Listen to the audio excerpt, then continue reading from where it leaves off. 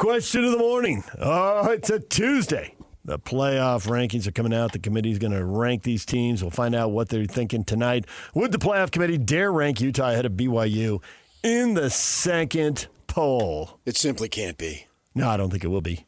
BYU will fall.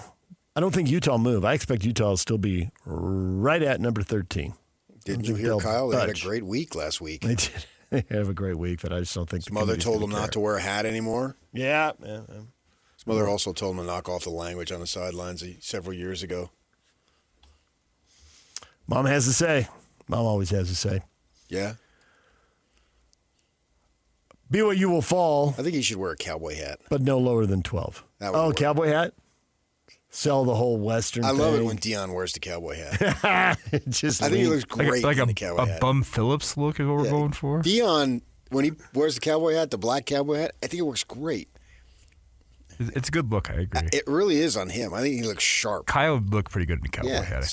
We're out in the West, and we got the coaches got 6 wives, and wagon train dusty streets is what he was talking about. Yeah. He was asked about the recruiting guys recruiting. were all, they asked, that's how they made their mark in his business on the recruits.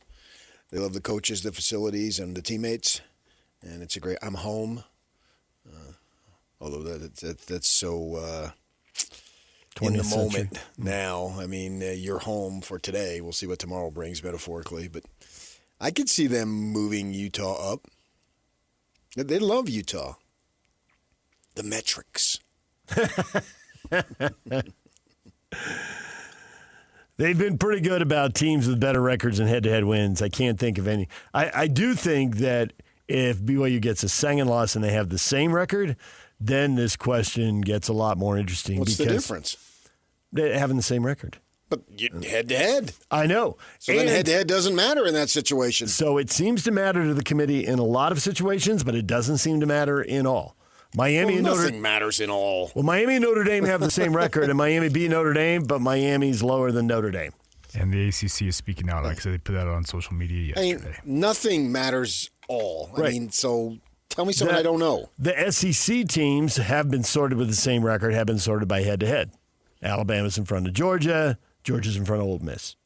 So it seems to matter sometimes, but not when Notre Dame is involved.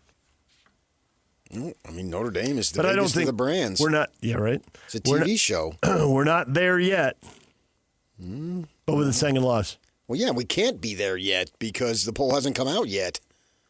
Well, there's that also, but I don't think we'll be there until BYU has a second loss, and then we'll see.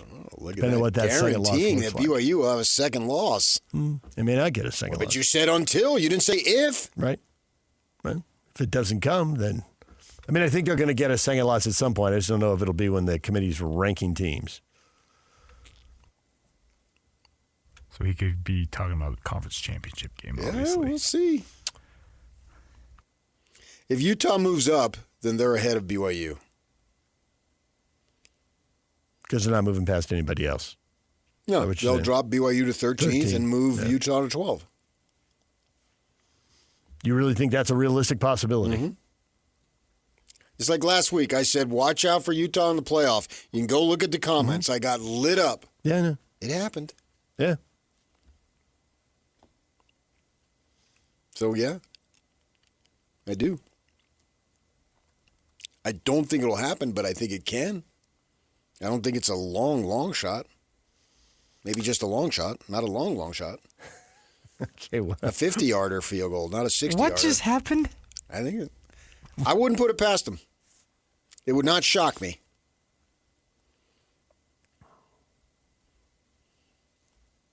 Well, it would surprise me. I don't know if I'd be shocked. That might be too much, but it would definitely surprise me. I think the head-to-head should matter. And I think, obviously. Right. And I think it, especially when you have one loss. But you can't select when the head-to-head matters. Either it matters or it doesn't. It's not, you can't go, well, these two it matters, but these two it doesn't. So they've already proven that it doesn't. With the Notre Dame So now Miami. you can't go over here and say, well, it does. Well, they can because apparently they can do anything they want. Now, it might be illogical. But they won't. Of course they can do anything they want. There was never a doubt in my mind. Which is why they could drop BYU behind Utah. They've already shown that it doesn't matter. except over here where they've shown it does. Where is it? Alabama, Georgia, and Ole Miss at 4, 5, and 6. Do you think that they did that at 4, 5, and 6 because? I do. Okay, I can't argue with supposition. That's a guess. So, If you want to go, this is all a guess. Yeah, I have no sources on the playoff committee. I mean, I can't argue with a guess. Yeah, maybe we'll come in and BYU will be 13 and Utah will be 12. I mean, I could think that this is the way they think that it should play out, and it has nothing to do with, not nothing, but it's not the overriding factor in terms of the situation. I mean, they clearly take what they view as strength of schedule and the way the team is playing, because if that were the case, BYU wouldn't have been 7th, they would have been 4th, and they weren't. So I think that's more than just, you beat him and he beat you and they beat them and blah, blah, blah. I think you can get yourself kind of spinning in a circle there when you start doing that. I think you have to look at each individual team and see what you feel like they deserve. They do use the eye test, so they do leave themselves that out, and we've heard that. Right. So that's why I can't be shocked that would be the case. I mean, because if I'm going to do that, then I would take and move Ole Miss up. They lost to Georgia by 4 points, and Alabama still has that crappy loss to open the season against a team that's fired its coach and has a losing record in the ACC, which is the 4th power league if you rate them. Yeah. And yet they have them higher than the other two. Ole Miss didn't lose to Alabama. So they clearly go on beyond any type of singular theory is false. Yes, I agree with that. It does seem like what they can justify whatever they want. Yeah, because they'll say, well, several. you got a really bad loss. But if it's not what they want, then we over here, well, they got a really good win.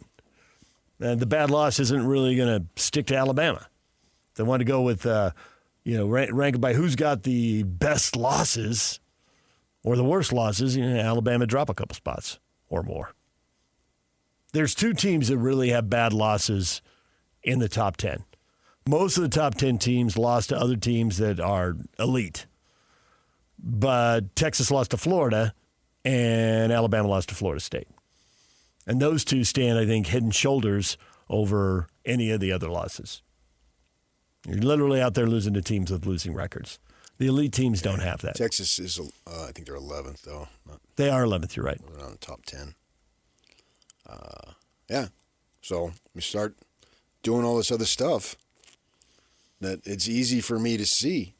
I think when a team with the worst record gets ranked lower, when a one-loss team like BYU is ranked, an undefeated team like BYU is ranked below one-loss teams, it's not usually in the same league. The whole perception about strength of schedule seems to be tied to conference schedules. But I do use the word seems because they can do whatever they want. But looking at the way they've ranked teams right now, it seems like that matters to them. But they do whatever they want, and they don't have to spell everything out. They send one person out to spell a few things out for a couple of minutes on the TV show, and then that's all we get. I think Texas Tech should move up 3 or 4 spots, but they won't. They'll move up. I'd slot them at 4 because they will have had 2 wins over teams in the top 15 of the poll, and nobody else has that. And I looked at Texas Tech's game notes for this week to see what they were saying, and they pumped that up as they should. Right. Don't tell me they lost to ASU and assign that as a bad loss. No. No. ASU injured, yes. But ASU healthy, right. Or at least healthy enough to play. And Tech played their backup quarter that. Tech was the one with the injury that night, not with ASU. Yeah. You lost to a team that's literally 15-2 with their 2 guys. That's as good as any loss as anybody has had. Anybody. Georgia losing to Alabama. Best loss. No. I go Tech. Texas losing to Ohio State by 7. Problem is they also have the Florida loss. Yeah. Right. Yeah, that would be a good loss. I get your point. But Notre Dame losing to A&M by 1 point when A&M's undefeated. The problem with the SEC schools is that while the SEC schools, they have 2 because Miami got them also.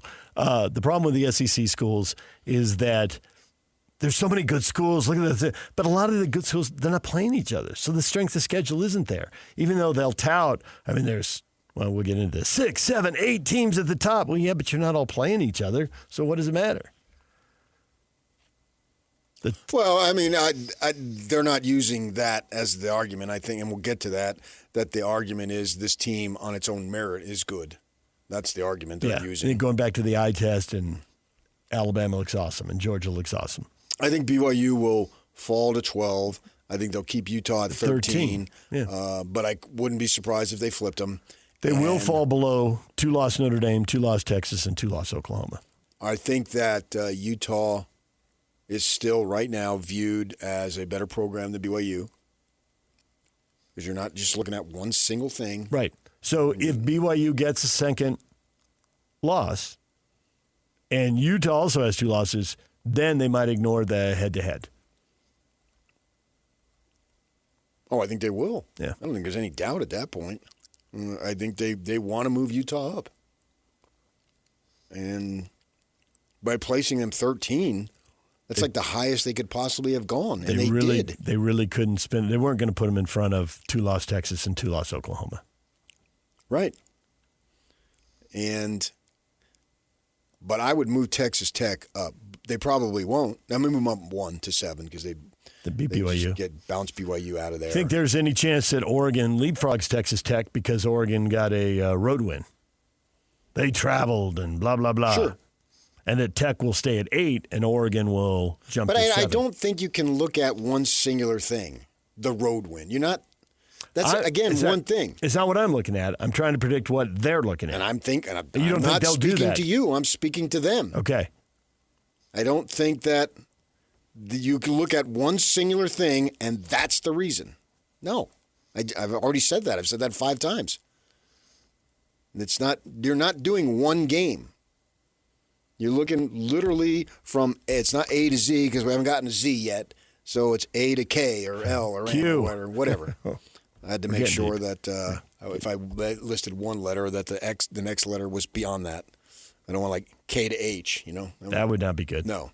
So I was hesitant there a little bit. I recited the alphabet quickly in my mind. But as far as that goes, I think you have to look at everything. And if you think Oregon should be ahead, it's not simply because they did this. They did this, and this. They would probably have to make an argument about the quality of the loss. Well, Oregon lost to Indiana. Now, I think in the Tech game notes, what you would read is Tech lost on the road with a backup quarterback, and Oregon lost at home. And it wasn't that close. Tech lost right at the end. But on the surface, you can say, hey, Oregon lost to undefeated Indiana. So that's a quality loss. Move them up. It's a fine loss. It is. I mean, Ohio State lost to them last year on the road and then still won it all. So but Oregon, they'll all get in. Right. And ultimately, that's all that matters. See, they'll get in, but we're not talking about these teams getting in. We're talking about if the Big 12 gets 2 in. And so it becomes more important for the Big 12. Ohio State, Indiana, A&M, Alabama, Georgia, Ole Miss, unless they all fall flat, they're all getting in. And Oregon's probably getting in. And if Notre Dame continues to win, I know they got Pittsburgh this week, right? That's the last hurdle for Notre Dame. So they all get in. They want these brand names. I mean, it's they say they don't, but it's about television. And once you introduce television, you have to introduce the ratings, and it becomes nothing more than a TV show to the people who are looking at the dollars and cents. And they want those teams in because they're the bigger brands. You know, you go, who wants Utah in? Maybe some purists want them in because you earned your way. And that's the way it's supposed to be. And now, I think out our way, we want them in because it's great for our ratings. It's We're no different. It's 11-1 and 12-0. I think all those teams get in. So when you talk about the TV show and that, it's the 2 lost teams, Notre Dame, Texas, and Oklahoma. Now, they may have to put 2 lost teams in. I think they probably will. Well, they did Ohio State last year, so why wouldn't they? And they had to. There weren't enough 11-1 and 12-0 teams to fill out a 12-team playoff. Right. Which is what's going to happen again this year. Yeah. All right, DJ and PK. So we think BYU is going to be 12 and Utah's going to be 13. If I had to bet in this one coming out tonight, that's what I would do. But it would not surprise me if it was flipped. And Notre Dame, Texas, and Oklahoma will all be right in front of BYU and have big games. So there'll be a chance right in front of Utah. And there'll be big games. I would move up Texas Tech.